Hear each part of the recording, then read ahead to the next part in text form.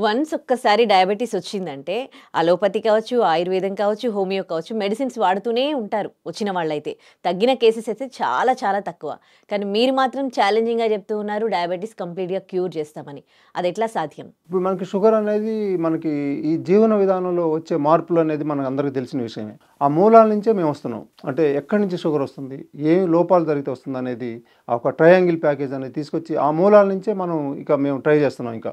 ఎట్టి పరిస్థితిలో కూడా అక్కడి నుంచి వచ్చి వాళ్ళు కరెక్ట్‌గా చేపియటం వలన వాళ్ళకి షుగర్ తగ్గకుండా ఉండదనే నమ్మకంతోటి రావటం. అట్లనే రిజల్ట్స్ కూడా వస్తున్నాయండి. ఇప్పుడు ఎందుకంటే కొంతమందికి 1 వీక్‌లో నార్మల్ అయినోళ్ళు ఉన్నారు. అట్లే 400 ఫాస్టింగ్ ఉన్నోళ్ళు 100కి వచ్చినోళ్ళు ఉన్నారు.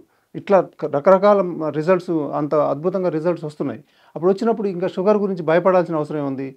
దాన్ని ఇక లేకుండా బాడీలో లేకుండా తీసుకొచ్చే అవకాశం మనకి ఈ ఫుడ్‌లో గానియండి, ఈ అలవాట్లో ఉన్నప్పుడు ఇంకా దీనికి ఇంకా ఏం అసలు భయపడాల్సిన అవసరం లేకుండా తగ్గించుకోవాలని అనిపిస్తుంది.